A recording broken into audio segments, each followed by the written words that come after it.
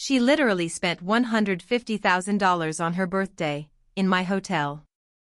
The words echoed in my head as I stood frozen near the entrance, staring at my sister, the woman I had grown up with, now looking at me like I was some unwanted intruder. My name is Zia, and I manage a boutique hotel in the city. It's not a five-star chain, but it's mine, a place I built from scratch, from the faded carpets in the lobby to the small rooftop garden that guests love. I put everything I had into it, money, time, sweat, and late nights that never seemed to end. And yet, here she was. My older sister, Shiza, striding past the front desk in a glittering dress, dripping in designer labels, a bottle of champagne in her hand, surrounded by friends and hired entertainers. Her birthday celebration wasn't just lavish, it was obscene.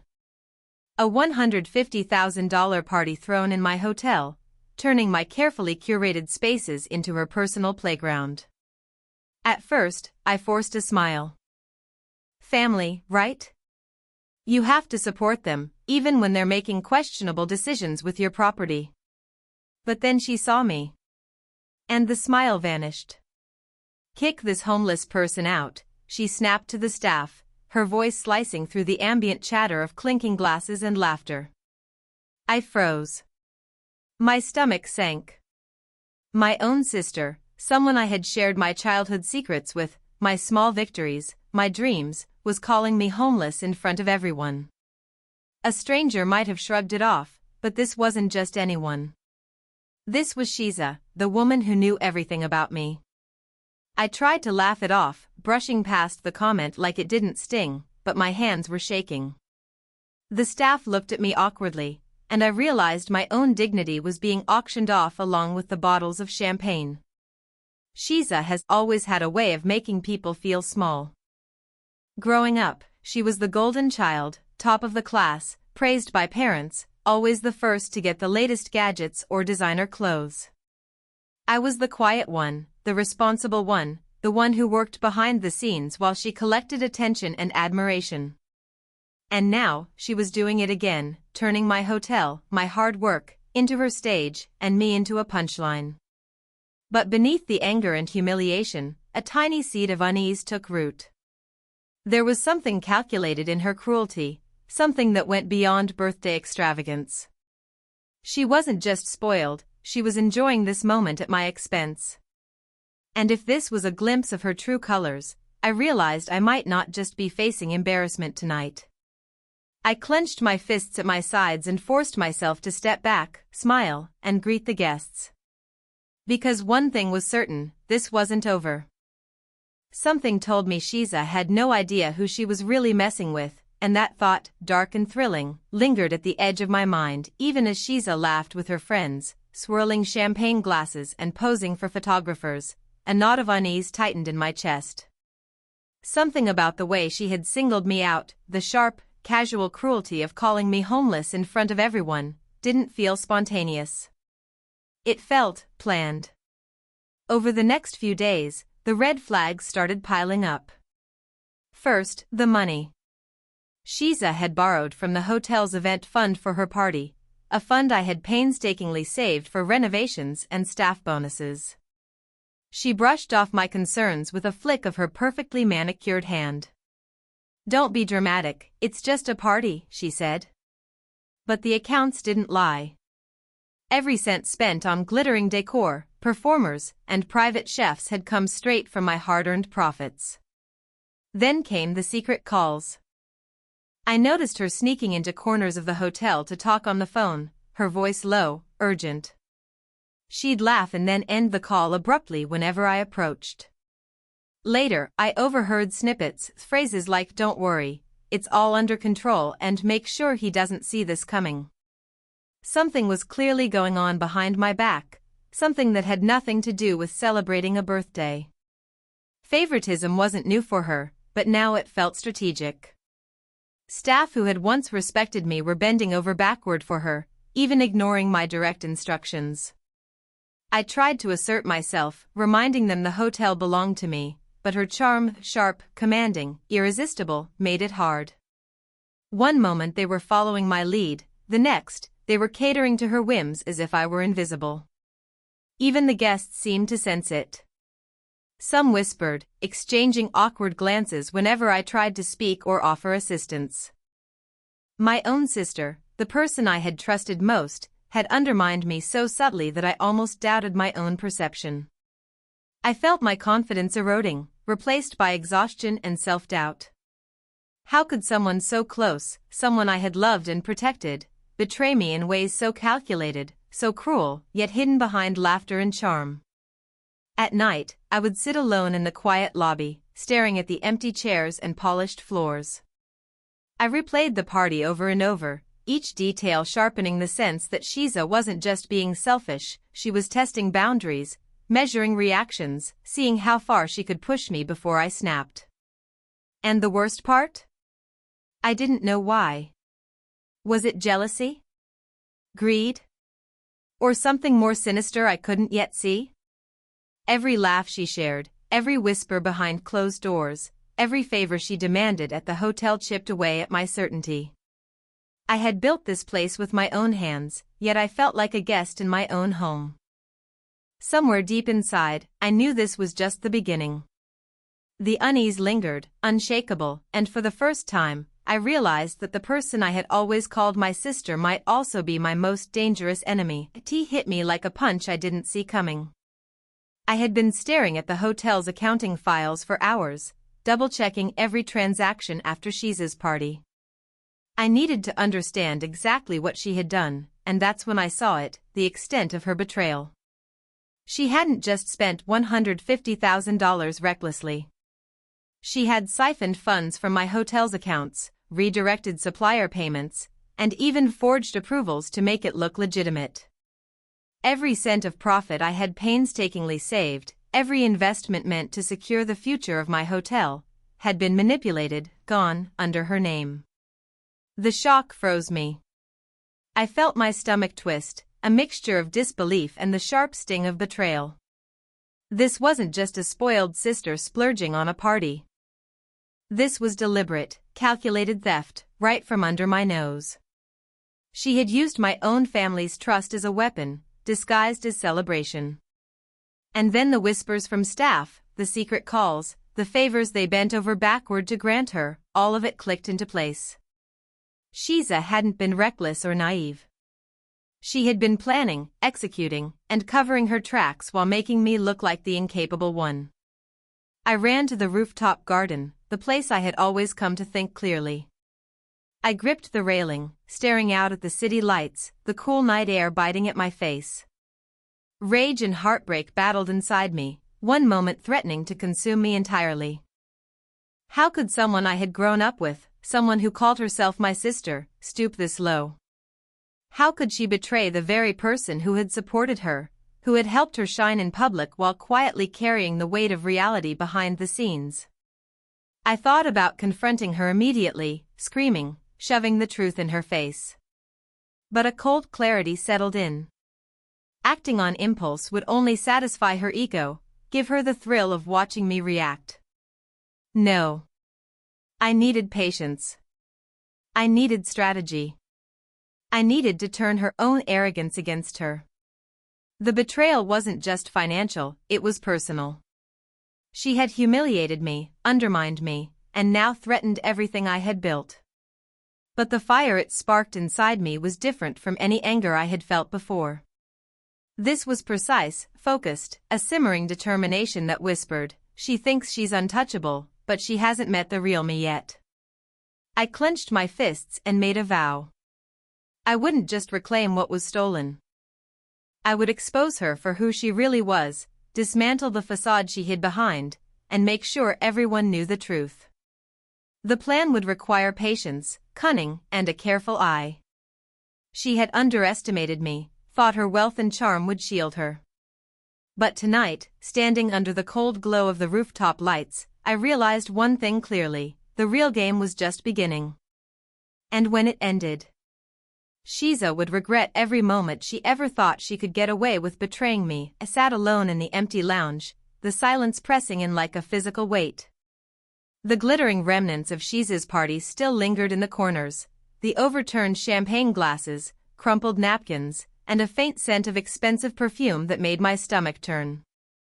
I had always loved this hotel, every brick and beam, every room I had designed with care. And now it felt violated, a playground for her arrogance. For hours, I replayed the betrayal in my mind. Every sneer, every sly whisper, every calculated move she had made, all of it had been aimed at me. I felt anger, yes, but also a deep, gnawing ache of disappointment. How could someone so close, someone I had trusted all my life, treat me like this? I thought about giving up. Walking away.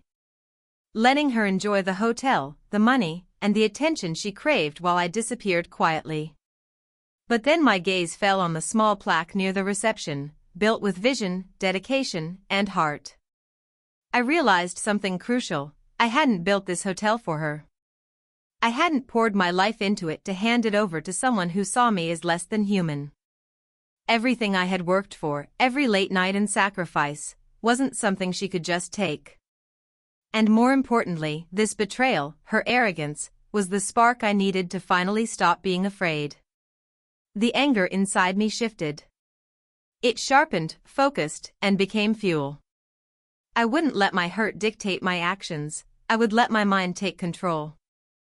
Her audacity had shown me exactly how weak she thought I was. That was her mistake.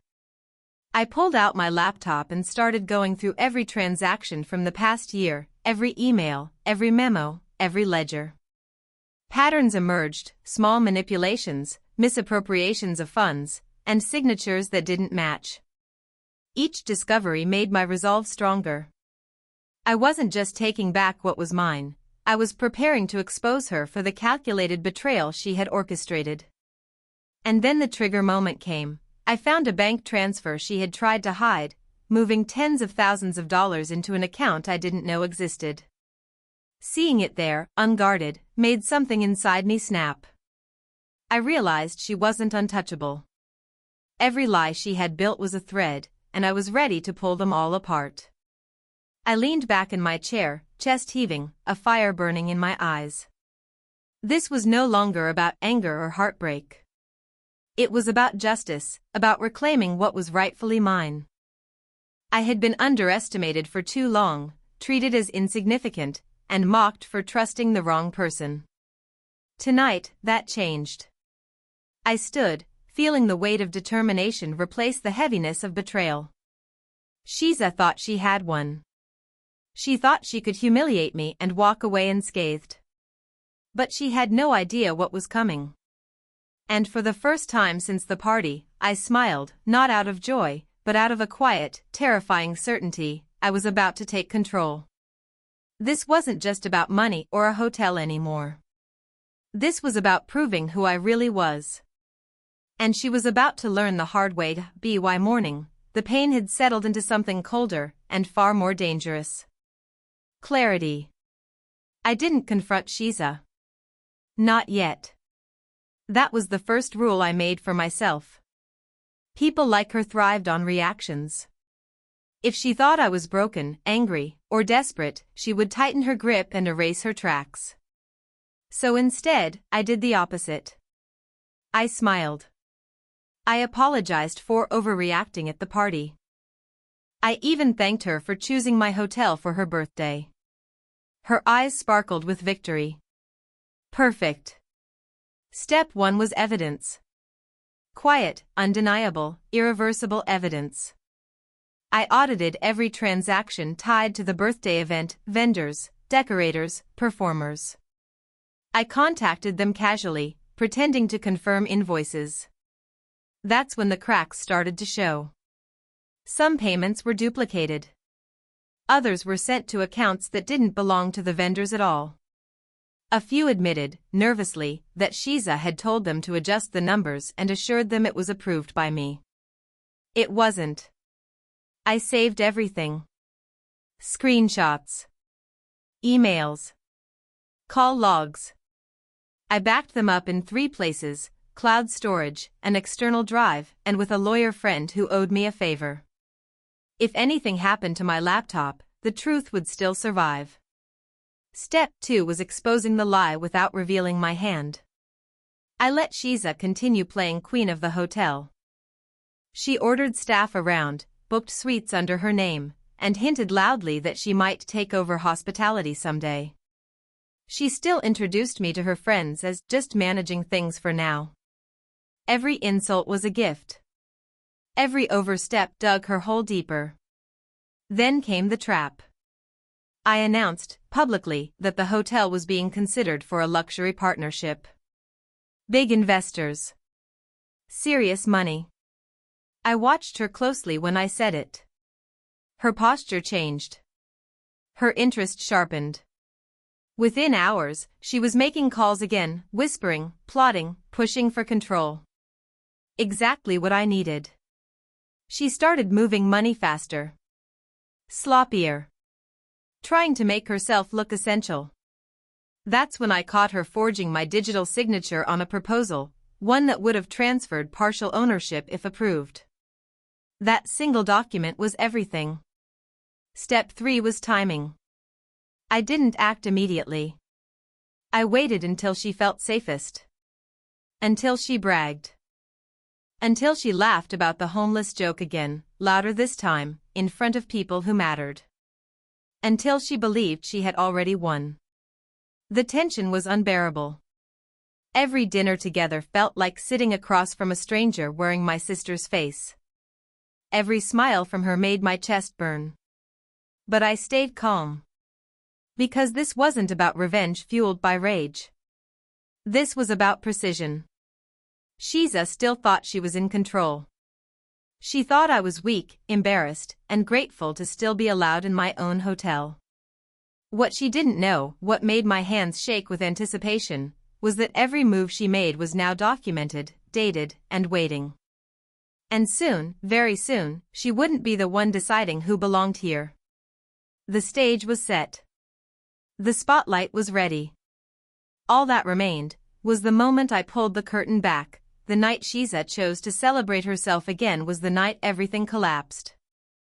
She hosted a victory dinner in my hotel's grand ballroom, crystal chandeliers blazing, live music humming, influencers and business associates filling the room.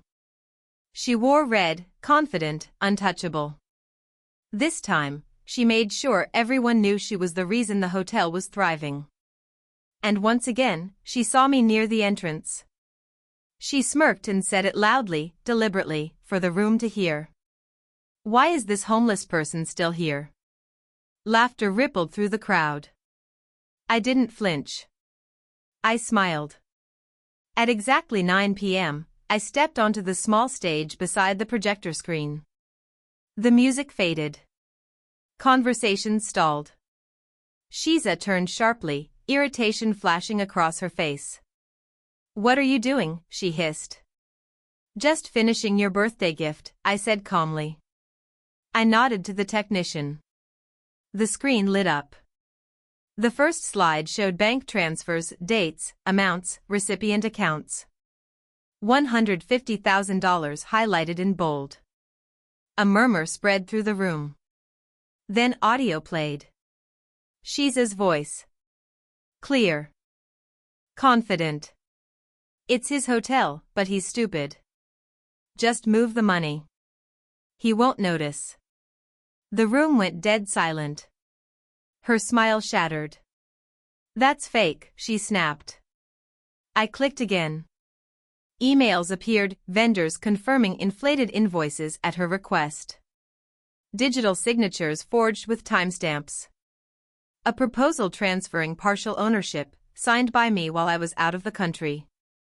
Gasps. Phones came out. Whispers turned sharp. I looked straight at her. "You spent $150,000 of my hotel's money," I said evenly. "Then you tried to steal the hotel itself." Security stepped closer. My lawyer, yes, I invited one, stood from the front row. "And for the record," I continued, my voice steady but loud, "this homeless person owns this building. Every room. Every wall. Every light you're standing under." Shiza's face went pale. She tried to speak, but nothing came out. One of her closest friends backed away from her. Then another. Investors began leaving their seats. The humiliation was instant and total, public, irreversible. Security escorted her out as she screamed my name, her heels echoing like gunshots against the marble floor. By the next morning, her accounts were frozen. Legal notices sent. Her reputation, built on charm and lies, was gone. No sponsors.